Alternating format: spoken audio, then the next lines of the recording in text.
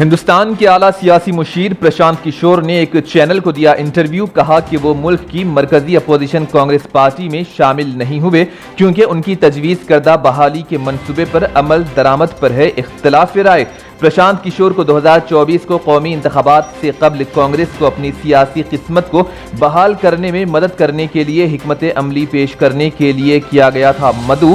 پرشانت کشور کو با اختیار ایکشن گروپ EAG میں شامل ہونے کے لیے بھی کہا گیا تھا جو کہ کانگریس کی طرف سے قائم کردہ ایک نیا فیصلہ ساز ادارہ ہے. لیکن کئی دنوں کی عوامی قیاس آرائیوں کے بعد کشور نے ٹھکرائی پیشکش. کہا گروپ کی کوئی آئینی حیثیت نہیں تھی اور تمام ممبران کو نامزد کیا گیا تھا اور انہیں یہ مسئلہ درپیش تھا کیونکہ یہ نئی باڈی پارٹی کی آئین سے مطابقت نہیں رکھتی تھی اور مستقبل میں اس سے تضاد پیدا ہونے کا تھا خدشہ. اس کے علاوہ پرشانت کشور نے کچھ دلچسپ سوالات کے دیے جوابات اور ہر فیصلے کے لیے کچھ وقت سوچنے کے بعد قدم اٹھانے کا دیا اشارہ.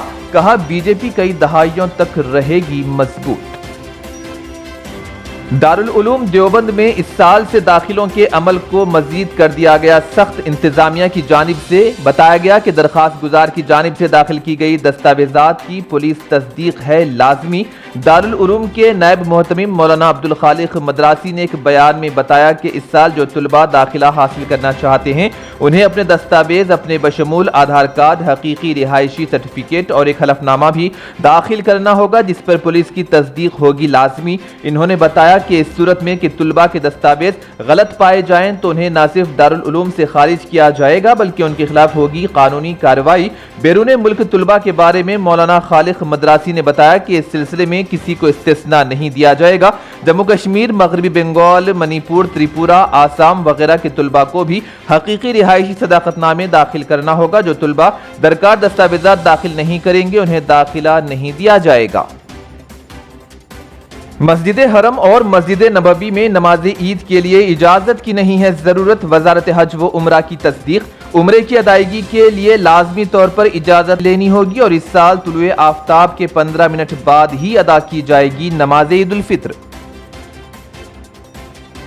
اتر پردیش کے ایودھیا میں مساجد کے دروازوں اور ایک مزار کے قریب قابل اعتراض چیزیں پھینک کر شہر کی فرقے وارانہ ہم آہنگی کو بگاڑنے کی کوشش کرنے کے الزام میں دائیں بازو کے ایک دھڑ کے رہنما سمیت 7 افراد کو پولیس نے کیا گرفتار. پولیس نے بتایا کہ کچھ سماج دشمن عناصر نے مذہبی کتاب کے پھٹے ہوئے صفحات، گالی گلوچ اور مبینہ طور پر کچے خنزیر کے گوشت کے ٹکڑے جیسی قابل اعتراض چیزیں پھینک کر فرقے وارانہ ماحول کو خراب کرنے کی تھی کوشش. اس معاملے میں ہندو ویریئر آرگنائزیشن گروپ کے 7 افراد کو کیا گیا ہے گرفتار. پولیس کے مطابق گروپ کا لیڈر مہیش مشرا ایک پرانا ہسٹری شیٹر ہے جس کے خلاف شہر کے ایک پولیس اسٹیشن میں 4 مجرمانہ معاملے ہیں درج. گرفتار شدہ اشرار نے مسلمانوں کی طرح سر پر ٹوپی لگا کر مسلمانوں کو بدنام کرنے اور عنقریب عید کے دنگا بھڑکانے کا بنایا تھا منصوبہ تاکہ مسلمانوں کو پھر ایک بار کیا جا سکے بدنام.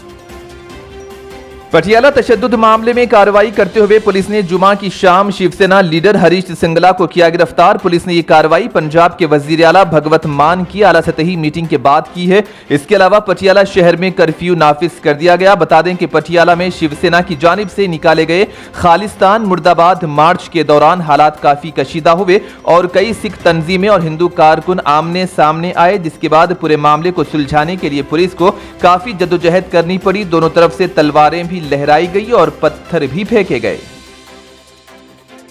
ملک میں برقی بحران میں شدت. 42 ٹرینیں منسوخ. کوئلے کی سربراہی میں مرکز ناکام. اپوزیشن کا الزام گرمی کی شدت کی وجہ سے ملک بھر میں برقی کی طلب میں ریکارڈ اضافہ.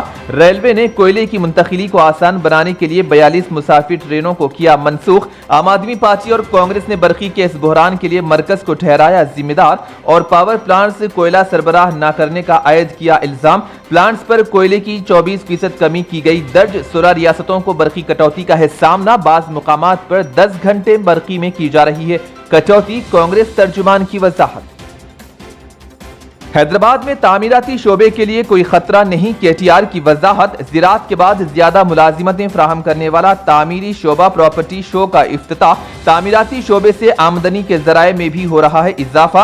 अलहदा तेलंगाना रियासत की तश्कील के मौके पर फीकस आमदनी 1,24,000 रुपये थी। 7 साल बाद फीकस आमदनी 2.78 लाख रुपये तक पहुंची। हाईटेक्स में क्रीडाई प्रॉपर्टी शो का इफ्तिताह के बाद KTR ने किया इन ख्यालात का इजहार।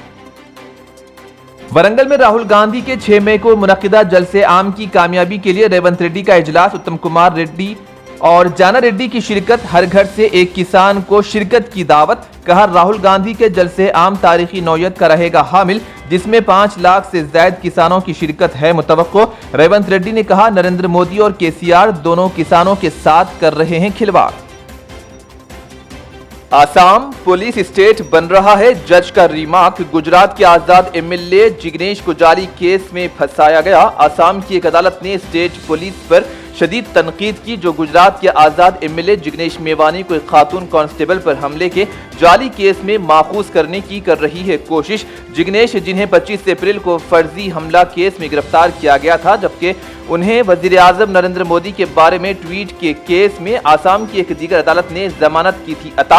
अदालत ने आसाम के बारपेटा में दर्ज केस में भी जिग्नेश को जमानत अता कर दी। बारपेटा सेशन कोर्ट जज जस्टिस अरपेश चक्रवर्ती ने अपने हुक्मनामे में गुवाहाटी हाई कोर्ट से दरखास्त की कि रियासत में हालिया पुलिस ज्यादतियों के खिलाफ अपने तौर पर नोट लें। जज ने रिमार्क किया कि बड़ी कुर्बानियों के बाद हासिल करदा हमारी जमहूरियत को पुलिस स्टेट में तब्दील करना नाकाबिले कयास है।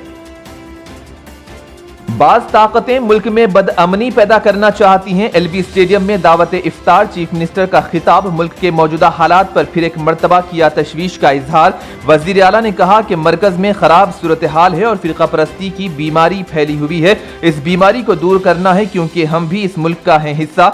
वजीर आला इफ्तार के मौके पर बैरिस्टर ओवैसी और स्टेज पर मौजूद तमाम मौजूदीन को पेश किया खजूर। चीफ मिनिस्टर ने इफ्तार से कबल अनीसुल गुरबा यतीम खानों के बच्चों के अलावा अक़लियती रिहायशी स्कूलों के बच्चों में तहाइफ किए पेश। वजीर आला ने रियासत के तमाम मुसलमानों को रमजानुल मुबारक की मुबारकबाद पेश करते हुए कहा कि सिर्फ तेलंगाना ही नहीं बल्कि वो मुल्क भर के मुसलमानों को मुबारकबाद पेश करते हैं। इसके अलावा वो वजीर आला ने फानूस बन के जिसकी हिफाजत हवा करे वो शम्मा क्या बुझे जिसे रोशन खुदा करे, इस शेर के साथ अपनी तकरीर का किया इख्तिताम।